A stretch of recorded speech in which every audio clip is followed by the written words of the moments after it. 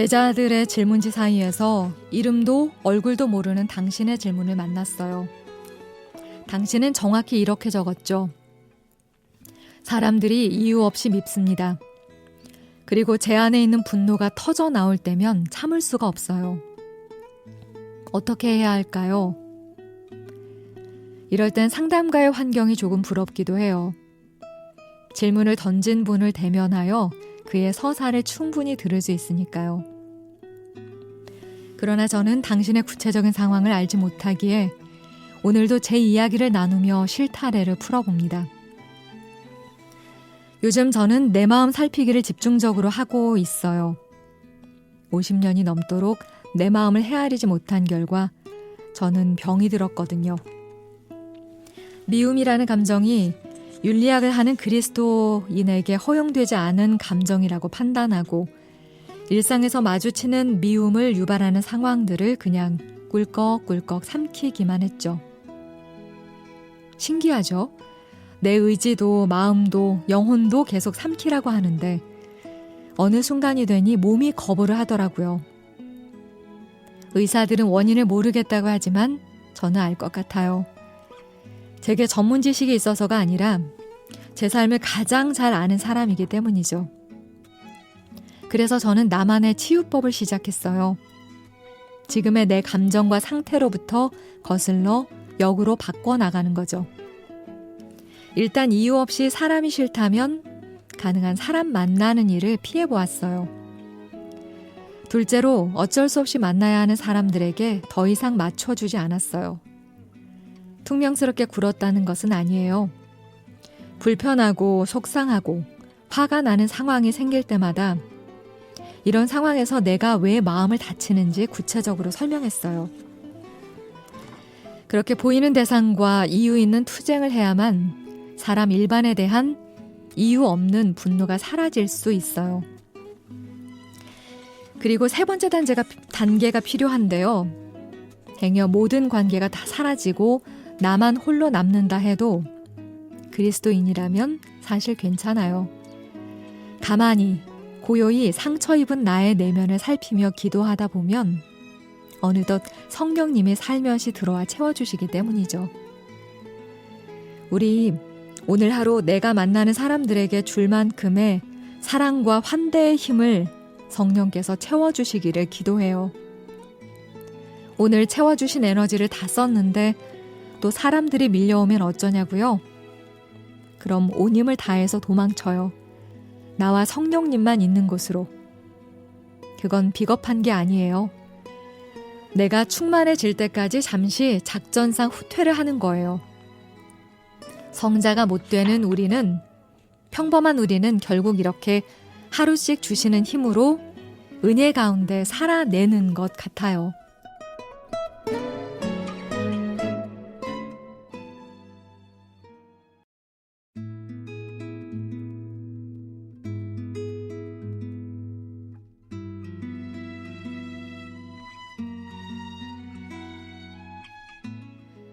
형석이 너도 알다시피 초반에 1등으로 치고 나간 사람이 마지막까지 선두를 달리는 경우는 드물지.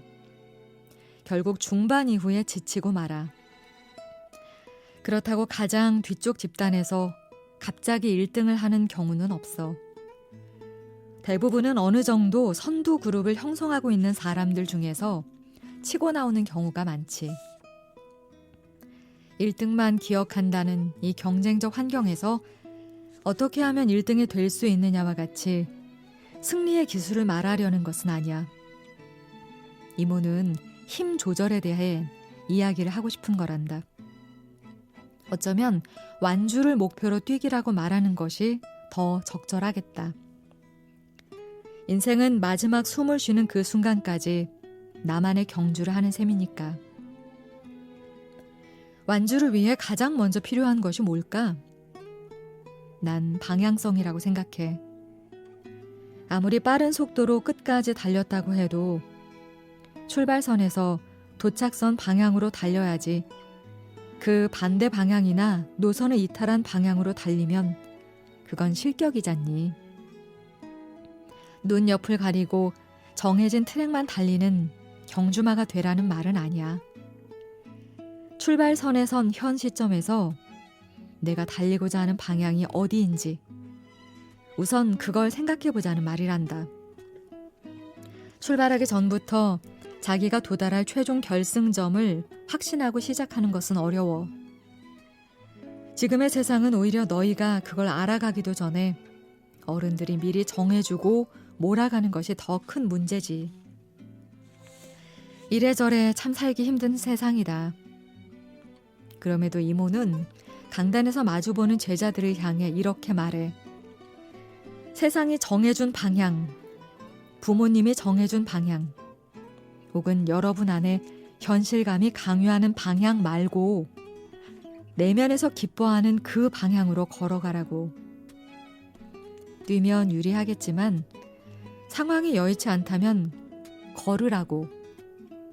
걷기도 힘들면 일단 방향만 잡고 잠시 쉬어도 된다고 말이야. 잠시 쉰다는 것이 꼭 방 안에 자신을 가두고 아무것도 하지 않는다는 뜻은 아니야. 누군가에게는 잠시 쉬는 동안의 일상이 더 바쁘고 치열할 수도 있어.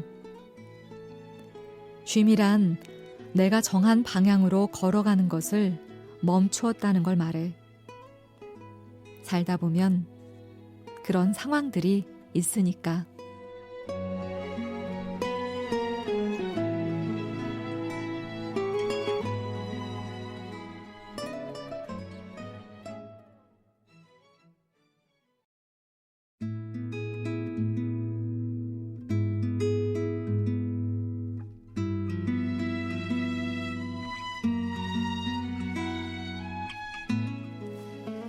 은혜야, 기말고사를 마친 지 만 하루도 지나지 않았는데 곧바로 아르바이트를 하나 더 늘렸다는 내 메시지를 받고 속이 많이 상했단다. 수저 계급론은 사회학자들의 개념어가 아니라 바로 은혜와 같은 삶을 경험하는 친구들의 입에서 나왔던 거야. 너도 그랬지? 심지어 고등학교 3학년 시절에도 손에 단어장을 들고 베이커리에서 아르바이트를 했는데 그때 제일 괴로웠던 건 퉁퉁 붓는 다리나 부족한 공부 시간이 아니라 수험생 선물용으로 특별히 만든 케이크와 빵, 초콜릿을 기대 가득한 얼굴로 사가는 아빠들, 엄마들을 보는 것이었다고 했어. 그렇게 준비된 환경에서 공부만 하면 되는 친구들이 마냥 부러웠다고 말이야. 장녀라서 싫은 내색, 지친 내색, 한 번 내비치지 못하고 늘 밝은 얼굴로 부모님을 대해야 하는 것이 너무 힘겨웠다고 했지. 하지만 은혜야, 무엇보다 중요한 것은 자기를 부양하는 삶이야. 내가 부양해야 하는 가장 1차적인 사람은 나 자신이란다. 부모의 시점에서 가장 먼저 만나고 오래 만나 특별한 사이가 되는 것이 장녀, 장남이라면, 그래서 큰 아이로서의 책임이 엄중한 거라면 하물며 자신에 대한 책임의 무게는 얼마나 무거울까? 스스로 한번 물어보려무나. 너의 시점에서 가장 먼저 만나고 가장 가까이 만나고 가장 오래 만나며 가장 마지막까지 만날 사람은 누구일까? 그래, 바로 너 자신이란다. 자기를 돌아보지도 돌보지도 않으며 가까운 누군가를 부양하기 위해 내달리는 삶. 중년인 나에게도 버거운 그 무게를 필수 과목이요 숙제인 양 당연히 떠안고 하루씩 살아가는 동안 내면의 빛을 잃어가는 내 모습에 이렇게 선생의 오지랖을 부려본다. 예수께서는 그 누구보다도 자기 자신을 잘 부양한 분이었어. 내가 누구인지, 나는 어떤 일을 해야 가장 나다운지, 무엇보다 누구와 함께하는 시간을 많이 가져야 비로소 나다울 수 있는지 알고 계셨지.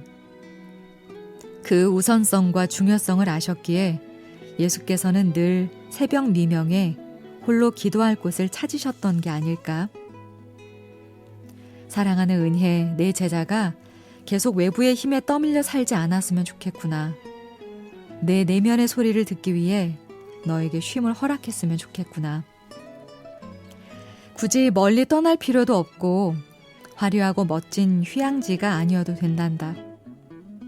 그저 쫓기듯 밀려가는 너의 일상 속에 가능한 숨표를 만들어 보렴.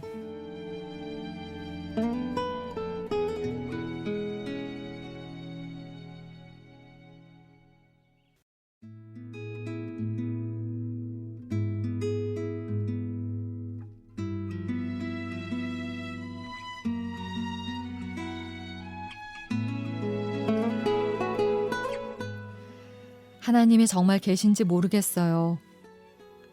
대한민국 어느 어른도 건드리기 힘들다는 중학교 2학년 시절에 너는 오히려 처음 하나님을 만났다고 했어. 만난다는 말에 나는 궁금함이 일어서 얼른 다음 글을 읽어내려갔지. 만남에는 여러 차원이 있거든. 정훈이는 만났다고 하지만 실은 만난 것이 아닐 수도 있고 그래서 더 집중하며 읽게 되었나 봐. 친구를 따라서 한 교회의 여름 수련회에 참석했던 당시라고 했지. 처음 듣는 낯선 언어들, 심지어 방언이라 부르는 이상한 소리 때문에 첫날은 겁이 났었다면서. 그 수련회에서 너는 하나님을 만났다고 했어. 의미 없는 발음을 반복하다가 그만두고 너는 생애 처음으로 하나님께 기도를 드렸어. 어린 시절부터 짊어져 온 삶의 무게를 토로하는 기도였지. 하나님, 이 세상의 모든 사람은 다 하나님의 자녀인가요? 그렇다면 저도 하나님의 아들인데 왜 누군가에게는 이렇게 가혹하신 거죠? 제가 무슨 잘못을 했길래 이렇게 힘든 삶을 살게 하시는 거죠? 그 부분을 읽으면서 나는 정훈이 내가 영성 지능이 매우 높다고 생각했단다. 중학교 2학년 학생의 첫 기도치고는 너무 깊고 근본적이잖니. 하지만 정훈아, 만났다는 말에는 여러 층위가 있어. 도시에서 살아가는 우리는 바쁜 일상을 지나면서 수많은 사람들을 만나지. 그건 스쳐 지나가는 만남이야. 물론 물리적으로 만난 것이기는 해. 하지만 이 경우의 만남은 서로에게 큰 의미가 없는 만남이야. 이름도 모르고 다시 만날 일도 없는 만남이니까. 그 다음 층위는 어느 정도 지속성을 가진 만남. 혹은 한 번이었어도 나에게 의미를 주는 만남이야. 세 번째는 횟수와는 상관없이 나의 실존을 뒤흔드는, 그래서 나의 미래를 완전히 바꿔버리는 만남이야. 사마리아 우물가의 여인이 그랬지.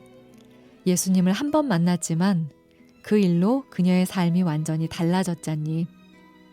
터닝 포인트가 된 거야. 정훈이에게 그 수련회에서의 만남은 어떤 층이었을까? 정훈이가 그날 느낀 그 포근함이 환상이었거나 착각이었다고는 생각하지 않아. 성령님은 실제 하시니까. 어쩌면 정훈이는 계속 하나님을 느끼기만 했던 것 같아. 다만 실존적 답을 얻기 위해서는 그분을 알아가는 단계가 필요할 것 같아. 이것은 결국 정훈이의 몫이란다. 나도 함께 중보할게. 정훈이의 하나님을 아는 지식이 더욱 깊어가도록.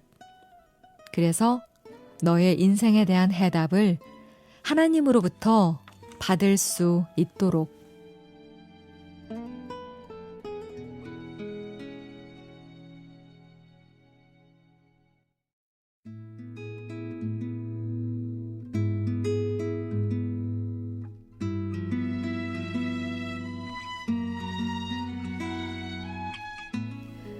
교수님, 저는 주섬주섬 사는 게 꿈이에요. 너는 너무 확고한 소명에 사로잡혀서 자신을 올인하고 가족도 희생시키는 그런 삶은 싫다고 했지. 아, 목회자이신 아버지의 헌신이 내겐 무거웠구나. 몇 번의 상담을 통해 너를 짓누르고 있는 것들이 무엇인지, 그리고 실은 내가 살아내고 싶은 삶이 무엇인지 파악할 수 있었어. 넌 여유 있는 삶을 살고 싶다고 했어. 작은 마을에서 학창 시절부터 같이 자라 어느덧 청년이 된 동네 친구들과 퇴근길에 연락해서 만날 장소를 정하고 너무 잘 알아 가족과 같은 주인이 있는 식당에 둘러앉아 하루를 기승전결 없이 두런두런 나누며 보내고 싶다고. 그런 평화로운 삶을 살고 싶다고 말이야. 예찬이 내가 생각하는 여유는 그런 거였어. 통장이 두둑하고 살림이 풍족한 경제적 여유를 위해 매일 에너지를 갈아 넣는 삶은 싫다고 했지. 예수께서 말씀하신 일용할 양식을 얻을 수 있는 일이라면 이것저것 하면서 성실하게 벌겠지만 정규직에 매이고 싶지는 않다고. 넌 군대에 있는 동안에도 좋은 관계를 유지했던 캠퍼스 커플 지혜와 직업관이 다른 것을 걱정했지. 복수 전공에 교직 이수까지 하면서 차근차근 고등학교 종교 교사를 준비하는 지혜 보기가 민망하다고 말이야. 주섬주섬 살고 싶다는 너의 직업관에는 물론 세대적 감정도 작용했을 거야. MZ세대가 추구하는 워라밸 말이다. 한 세대에 유난히 지배적인 태도나 감정이 있다면 그 역시 제도가 부여한 것이지. 우리나라가 한창 산업화에 몰두하던 당시는 잘 살아보세라는 노래가 매일 나오고 새벽부터 저녁 늦게까지 일하는 것이 일상이었지. 예찬이 아버지는 그 시절의 세대적 감정을 가지고 계신 거야. 행여 세상이 알파걸, 베타보이라고 불러도 그런 시선에 주눅 들지 말기를. 둘이 손 꼭 잡고 세상의 편견을 이겨나가기를 응원한다. 진정한 사랑은 혁명이거든. 나를 바꾸고 너를 바꾸고 결국은 세상을 바꾸지.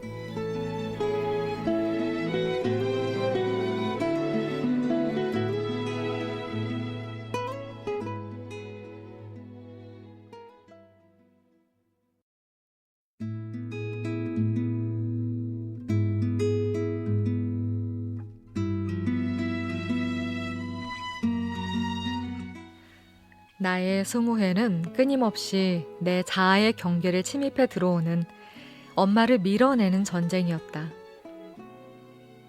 희지야, 너의 명제를 읽으며 나는 내가 얼마나 무례한 선생이었는지를 비로소 깨달았단다. 여러분의 20회를 한 문장으로 요약하고 왜 그런 결론에 도달했는지 설명해 보세요. 분량 제한은 없습니다. 너의 솔직하면서도 위협적인 문장과 무려 10쪽이 넘는 긴 글을 읽으며 나는 선생의 무게가 얼마나 무거운지, 누군가의 학교 엄마가 되겠다고 선언하는 것이 얼마나 섣부른 생각이었는지 깨달았단다. 친구들 사이에서 종종 그런 이야기 들어봤지? 난 엄마처럼 살지는 않을 거야. 결국은 정도의 차이지. 딸이 엄마에게 가지는 그런 부정적인 감정의 밑바닥에는 주체로서의 경계를 확보하고자 하는 딸의 몸부림이 있는 거야. 그리고 실은 그 몸부림이 있어야 비로소 건강한 자아로 성장할 수 있어. 엄마의 아바타, 복제품으로 성장하는 것에 무슨 새로움이 있겠니? 하나님께서도 만물과 당신을 닮은 사람을 만드실 때 모든 생명을 똑같이 만드시지 않았잖아. 하나님의 형상은 어떤 모습일까? 그것은 지나온 사람들, 지금 우리 곁에서 숨쉬는 사람들, 그리고 오고 또 올 사람들이 만들어가는 주체화된 모습들을 다 합쳐도 모자랄 거야. 우린 서로에게서 하나님의 형상 일부만을 볼 뿐이지.